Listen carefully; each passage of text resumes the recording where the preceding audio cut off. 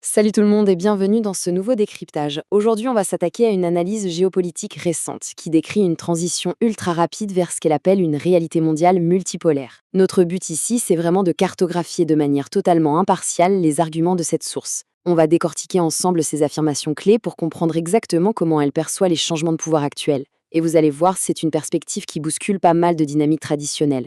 Au programme de notre tour d'horizon, d'abord la crise dans le détroit d'Ormuz. Ensuite, on verra comment le Moyen-Orient change de cap.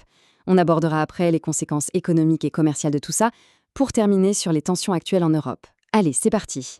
On attaque donc tout de suite avec notre première partie, la crise dans le détroit d'Ormuz, le fameux blocus et l'opération Liberté américaine. Alors, selon la source, l'initiative américaine baptisée Opération Liberté, qui devait sécuriser le passage maritime là-bas, s'est soldée par un échec cuisant. Pourquoi?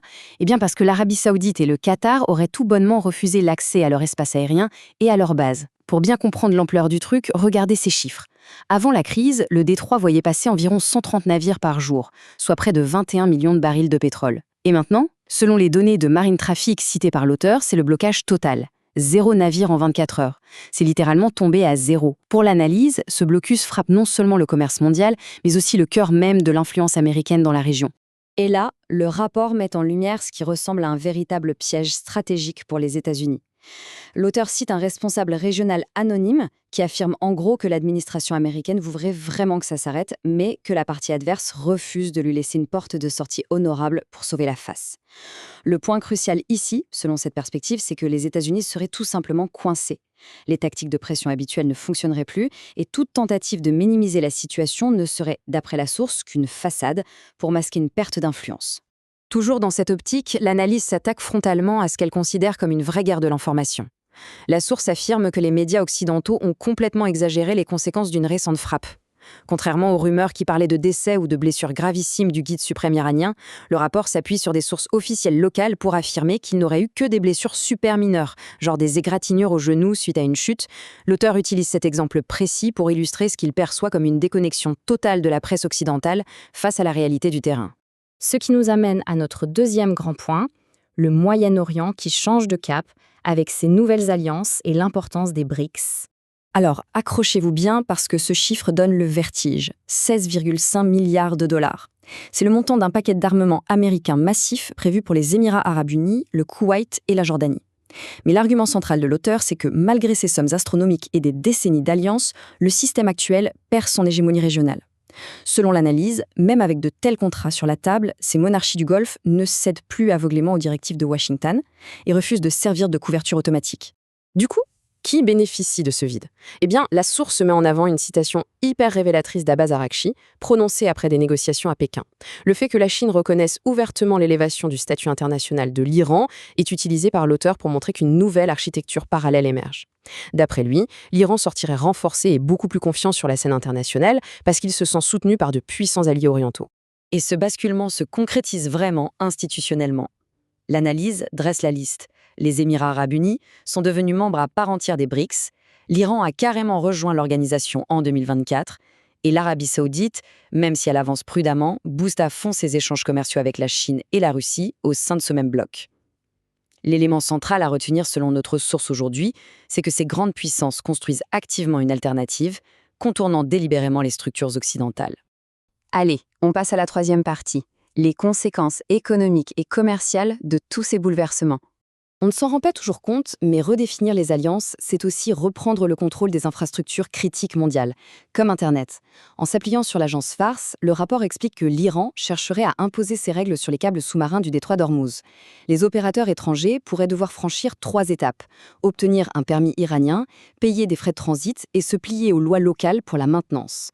Une manœuvre qui, pour la source, montre une vraie volonté d'affirmer sa souveraineté sur des axes hyper stratégiques. Et niveau commerce maritime, l'auteur met en lumière un contraste assez dingue, en s'appuyant notamment sur le New York Times. D'un côté, le golfe Persique, la route classique, serait complètement paralysé, avec une incapacité américaine à sécuriser le transit. Et de l'autre, la mer Caspienne, qui émerge comme une alternative florissante, avec des navires qui tournent 24 heures sur 24. L'argument clé ici, c'est que la Caspienne est une zone fermée, totalement hors de portée des Américains, ce qui aurait permis de doubler le fret de marchandises, comme le blé, directement entre la Russie et l'Iran. Mais attention, ce blocage a un prix humain absolument dramatique. L'auteur relaie ici des chiffres du Wall Street Journal qui font froid dans le dos. 800 navires seraient actuellement piégés dans la zone. On parle de plus de 20 000 marins bloqués à bord, qui font face à des pénuries critiques d'eau, de nourriture et de médicaments, tout en vivant sous la menace constante de tirs croisés. C'est la réalité brutale et les dommages collatéraux de cette paralysie géopolitique évoquée par la source. Et pour couronner le tout, côté économie, on a un vrai signal d'alarme. En se basant sur des données de Goldman Sachs et de Bloomberg, la source avertit que les réserves mondiales des pétroles frôlent leurs niveaux les plus bas depuis 2018. L'auteur insiste fortement sur le fait qu'on se dirigerait vers une crise énergétique prolongée, dont il sera très difficile de sortir. Bref, ça s'annonce extrêmement compliqué, surtout pour les nations qui ne produisent pas leur propre pétrole. On arrive enfin à notre quatrième et dernière partie, les tensions en Europe côté renseignement, rhétorique et défense. Face à ce grand basculement global, comment réagit l'Europe ? Le rapport nous emmène d'abord en Géorgie. Et là, ça chauffe pas mal sur le plan diplomatique. L'auteur affirme que le vice-premier ministre géorgien aurait exigé le retrait immédiat des agences de renseignement occidentales. S'il refuse, eh bien, il menace carrément d'exposer publiquement tout leur réseau d'espionnage. La source encadre cet événement comme une preuve de plus que des nations souveraines rejettent de plus en plus ouvertement ce qu'elles considèrent comme de l'ingérence occidentale. Ensuite, la source pointe du doigt ce qu'elle qualifie de rhétorique tragicomique en Europe. Elle cite l'échec Miller, l'ancien Premier ministre polonais, qui s'est ouvertement moqué d'une déclaration du président ukrainien Zelensky. Ce dernier avait affirmé avoir, je cite, « autorisé la tenue du défilé à Moscou ». En réponse, l'homme politique polonais a ironisé en disant que la prochaine étape, ce serait de donner au Japon l'autorisation de faire fleurir ses cerisiers. L'auteur utilise cette petite anecdote pour suggérer qu'il y a un agacement grandissant, même chez les alliés européens, face à la communication de Kiev. Sur ce point, il est important de rapporter, de manière strictement impartiale, une affirmation très controversée de l'auteur. Selon son analyse, les politiques de l'Union européenne de lutte contre l'antisémitisme seraient aujourd'hui instrumentalisées. La source avance que l'UE utiliserait ces politiques pour interdire des actions de solidarité, comme des collectes de fonds pour Gaza, en les qualifiant de discours de haine. L'argument de l'auteur, c'est que tout cela viserait en réalité à faire taire la dissidence politique sous le couvert de la tolérance. Enfin, la source s'attaque au portefeuille de la défense européenne. Elle critique vivement les récents avertissements du commissaire européen à la défense. On parle de montants alloués colossaux, 43 milliards d'euros pour la Pologne et 6 milliards pour la Lituanie. Mais quelle est la conclusion de l'auteur face à tout ça ? Elle est sans appel. Pour lui, ce narratif de menace imminente ne serait qu'un mécanisme purement artificiel, basé sur la peur avec un seul et unique but, enrichir l'industrie de l'armement occidental. Et tout ça, ça nous amène à la vraie grande question de la fin. Qu'on adhère ou non à la vision et aux conclusions de cet auteur, les dynamiques décrites soulèvent un point incontournable. Si les alliances traditionnelles s'effritent vraiment au profit d'une réalité multipolaire, comment est-ce que ça va remodeler nos routes commerciales, notre souveraineté numérique et la sécurité mondiale dans les années à venir ? C'est tout l'enjeu des bouleversements actuels. Merci d'avoir suivi ce décryptage avec nous. On garde bien sûr l'esprit critique et on se retrouve très vite pour une prochaine analyse.